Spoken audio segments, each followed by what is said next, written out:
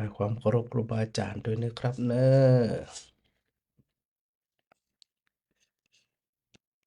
เจริญพรกับศรัทธาญาติโยมทุกคนทุกท่านวันนี้ก็ได้มาพบกันเหมือนเช่นเคย ในวันอังคารที่16เดือนธันวาคม2568นะสถานะ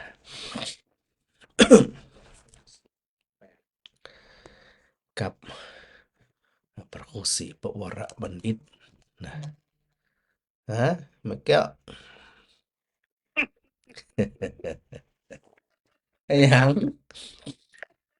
ใครหัวมีความสุขตีห้าเจ้าเลยนะเดือนที่ห้าก็มันได้ก็มาถึงเนาะเรียกกว่าใครล่ำเข้าอ่ะเนี่ยอันใครล่ำเข้ากับเข้าได้มาเดี๋ยวนี้ตอนนี้ขาดเข้าอืม กว่าจะได้ถอดใครแบบนี้เนี่ยก็อาจจะได้กินกับไข่ไม่ได้กินข้าวแล้วอิน ได้กินใครกว่าไม่ได้กินข้าวอ่ะเนี่ยมีข้าวมากี่หลายนี่วันนี้อันแม่คำเปิดหนึ่งมา10 กิโลแม่คำเชื่อมเมืองผานนะครับเป็นเจ้าภาพอัน ไข่ถ้วยแล้วก็วันก่อนเดือนนึงแม่ก็ เป็นเจ้าภาพข้าวเลยนะอันแม่สมคิดตอนนี้ได้40ละ43ละไข่หัว พอจะก็ขืนบ้อมได้รู้อย่างเงี้ยแต่ว่าบ้อมยังแต่คืนนี้มันจะเป็นฐานพระครูสักมาเลย กะ อย่างว่ากันคืนจนบ้อมได้อย่างเงี้ยแต่ว่ามันแต่ว่าใครมา ได้มาทั้ง43แผงละมากินทอดไข่เลย แต่ว่าว่าถ้ามาถึง30นี่ได้ตี 5มันเองพอถึงถึงร้านเบียร์ถึงที่ห้าพอดีมันได้40พอดี40ปลายเดี๋ยวเดี๋ยวนี้ขาดเข้านำเดี๋ยวนี้นะ เข้ากัน เออ แต่บ่ฮู้ว่าข้าวมันกิโลเท่าใดยังบ่ได้หาราคาคำเตี้ย บ่ฮู้กันนะอันไผฮู้ก็แจ้งกำเนิดว่าเขาเอาคุณภาพมันดีเลยนะเขาจะเลี้ยงกันแบบดีๆอ่ะไผฮู้ราคาบอกกำเนิด เจ้านี่โอ้เจ้าแป้งหน้าหนาวเลย เออ นั่นแหละอันไผมีจะได้กระบอกกำเนิดแม่นเด้อจ้ะ แน่นอนหัวมันที่แบบเบอร์ศูนย์ใช่ไหม เบอร์ศูนย์อ่ะเบอร์อย่างดีเลยล่ะ ก็ได้มาจากที่ได้ป่ะบ่ฮู้บ่ฮู้เหมือนกันอันนี้ถามเขาคร่าวๆ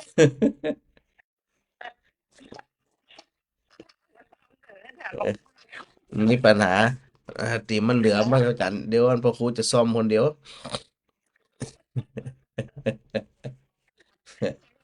พูดเด้อเลยถ้าเราพูดออกเก้าอ่ะว่า ได้เลยผมว่า จะนี่ น่าจะได้อยู่เจ้าสาธุแม่ สาธุเจ้า เจ้าสาธุเจ้า ฮะสถาบันศิบิดา ไว้ป่าเจ้าเรื่องตัวปลอมนี่กะเป็นตัวแต้กะ แต่นี่กับคนแต่เหรอบินแล้วจังอื่นแถมนี่แน่ อ๋อคนแต่วัน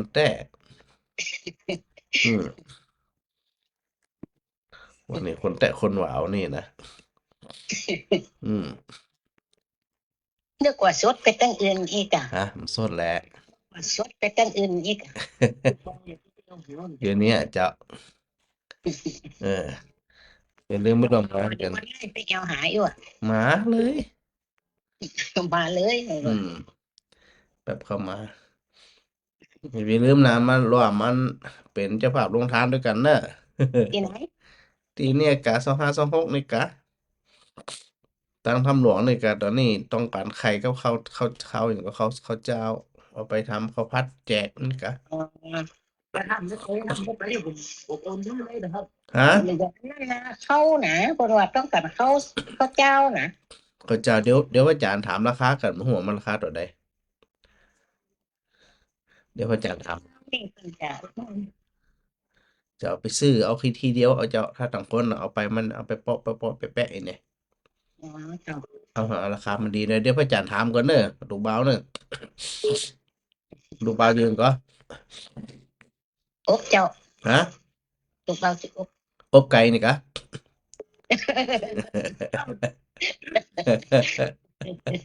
โอเคเดี๋ยวถ้าได้ราคาจะได้พระอาจารย์จะบอกเนอะอบโอเคสาธุสาธุ ถูกเจ้า สาธุเจ้าสาธุเจ้า แม่พงจันทร์ วันนี้แบบนี้เปิดจะเอาไข่อย่างแพงเนาะ ยังได้อยู่เจ้าเดี๋ยวพระอาจารย์จดจืดก่อน น้อง1 แผงเด้ออันเดี๋ยวแมวไปให้วันที่เอาให้นะเนาะ เดี๋ยวเนอะพระอาจารย์จุดกันนะแม่ก็ แม่พันนี้ค้ำน้ำน้อง พันนี้คำน้ำหนอง เจ้า1 เดี๋ยวเนอะ แผงหน่อยจ้ะ เจ้า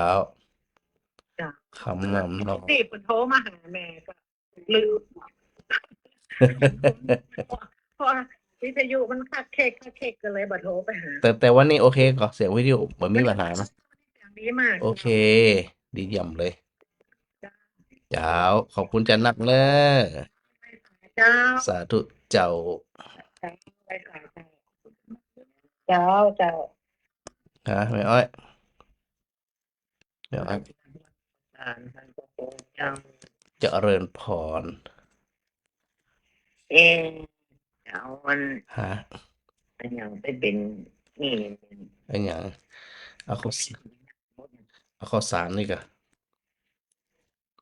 นั่นไปดีก่อน เอาหยังข้าวสารเป็นกิโลต่อใดน่ะ แม่ก็ทำยัง ข้าวสารข้าวเจ้าเนี่ย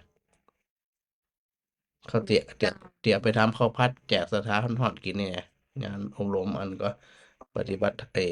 ก็ต้องทำหลวงเนี่ย อันนี้นะเจ้านี่ก็เจ้าถูกกรรมเดียวอ่ะ เอาเตี๋ยราคาเอาเตี๋ยคุณภาพมันโอเคอะนะแต่ มาดินตายอันนั้นผู้ดินตายผม นะเดี๋ยวถ้าใครมีอันข้อมูลบอกพระอาจารย์กับเนอะว่าราคากี่บาท เดียวแม่จะทำน้องเพลงน้องกำหนอก เจ้า เอาได้ซื้อก็ได้ก็ บ่ต้องซื้อมาเจ้าหอมเงินอย่างเดียวเดี๋ยวไปซื้อเพราะมันจะได้เหมือนกัน มันใจคุณเจ้าคุณจะชื่อไปหอมพ้นจันทร์ทำนี่ก็ อ๋อเดี๋ยวของมันลักษณะมันใกล้เคียงกันกันแล้วนะเนาะเจ้าได้เลยเนอะ เขามันมองดินตาย ดีมากของมันโอเคเด้อดีมากเลย แม่กันเนาะ เจ้าถ้าจะได้แจ้งพระอาจารย์นะแม่นะ เจ้า เจ้า ได้จะได้แม่แกงทำค เจ้าฮะแม่จันหอม เจ้า มันจะได้ เขาเจ้าที่ร้านขายข้าวสารที่อันตังรถไฟนี่นะ เจ้า ที่ร้านขายข้าวสารเนี่ย เจ้า โล29 บาท แปลงละหลามกันนะ เจ้า อ๋อโลละ29แหละ เจ้า เดี๋ยวเนอะ หรือเจ้าจะหอม5 โล เดี๋ยวพระอาจารย์จดจื่อไว้แล้วเนี่ยนะ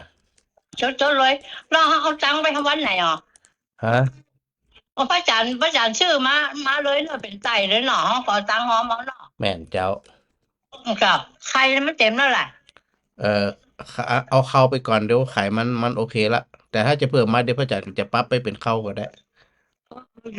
จะเอามันได้อันมันแล้วจะเล่นแม่ก็เอาตังค์ให้แม่จะไปฮื้อปุ่นน่ะ ได้เลย แม่เอา5 โล เจ้าพระอาจารย์ 9 บาท เจ้าเดี๋ยวพระอาจารย์วามกำฮัลโหลอ้าวหายไปไหนนี่หายไปละฮะ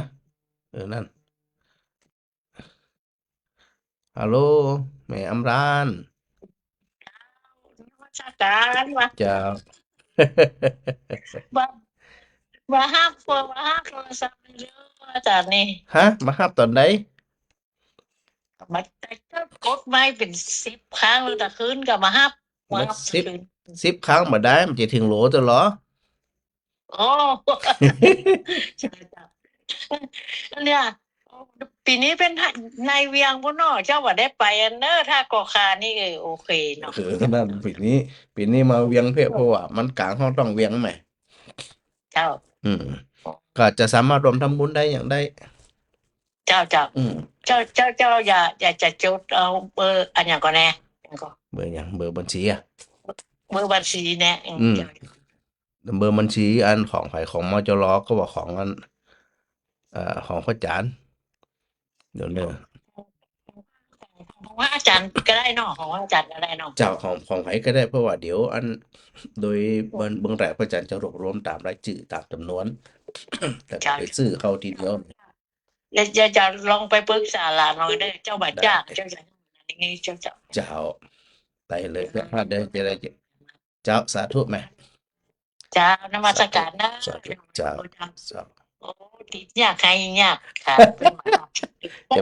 ะไปโจมเตือนใจยุ่มจุ่ม สาธุ เจ้า เจ้า สาธุฮัลโหลไผนี่หา090นี่หาฮะ แม่บุญนักจ้ะ น่ะแม่มันละหายแซบหายฉอย กันนั่นหายจ้ะ กูว่านะสงสัยทุกเจ้าเนี่ยจะหายนี่นะ เจ้าเหตุกันนั่นน่ะ ทุกเจ้ายังหวานอะ ไหนก็ได้ กะ จะได้กดแต่อะไรวันนี้แหละ แต่กะ วันนี้ซ้อมเหรอนี่ ว่าเจ้าวันนี้ตัวแต่ว่าอยู่บ่เหมือนเนอะเพราะว่าอัน เดี๋ยวจะไปมีงานขาวดำในหมู่บ้าน เดี๋ยวสักคำจะเปิดเทปละ ได้ เจ้า เก็บบัตรตันแล้วนะ เกือบบัดตันละเดี๋ยวงานขาวดำงานศพในหมู่บ้าน โอ้ เปิ้นเผาวันติดเปิ้นก่อนปั๊บต่อ ดูปฐมพรนั่นแหละ เจ้า อันนี้เปิ้นอันเอาศพไว้บ้าน ตัวบ้าน เจ้า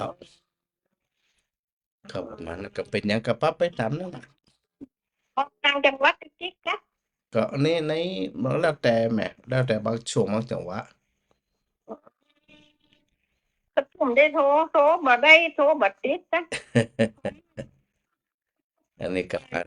ไปต่างจังหวัดไปที่อื่นเนี่ย เจ้าอยู่เนี่ยแม่อยู่เนี่ยเนาะโอเคเนอะ อันอย่างก็ ฮะ ตำรวจได้ไปได้เจ้า ตั้งน้ำหลวง2526แหม ตัดบุญญาวาสแหละ เพ่อันหน้าวัดมุญยวาทที่ว่าอันศาลหลักเมืองอ่ะ แต่รักเนียงแหละ เจ้าศาลหลักเมือง เจ้า ไปสะดวกก็มา จะให้ลูกสาวไปซองไปจอมเด้อ ได้เลยจะได้ก็ได้เอาสะดวกเนอะ เจ้า เจ้าสาธุไหมสาธุสาธุ มันใจ สาธุเจ้าสาธุเจ้า ก็อันช่วงนี้อย่างที่พระอาจารย์ว่านะศรัทธาก็สามารถที่จะร่วมทำบุญกับพระอาจารย์ได้เอาโลไปหาไป แม่จะน้อง นั่นเตอะสตางค์หมดเห็นแล้ว เบา เจ้าดีละ ที่ดินหลวงปู่ร้อยเอามาหรอกมันคนละอย่างกับของเขาตรงนี้มันจะร้อนแหละ แมนคนละอย่างเจ้า แต่พวกเขาเล่นกันได้ ของเขา39 หลวงปู่ร้อย50 บาทก่อน โอ้อันใน39เปิ้นเอาลูกดอยมามันไกลกับธรรมดาเหรอ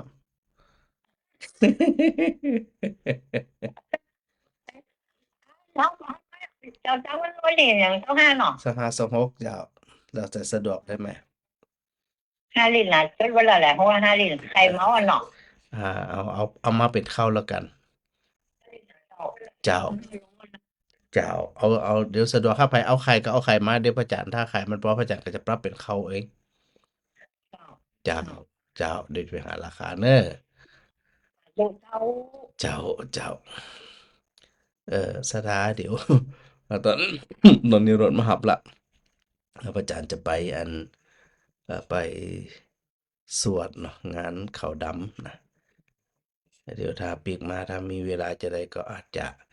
ได้ได้จากับสถารายการสดนะเดี๋ยวขออนุญาตปรับเป็นนั้นเทปเนาะสักชั่วโมงแก่ๆนะดูลักษณะแล้วนะจะได้ก่ออันต้องขออภัยโดย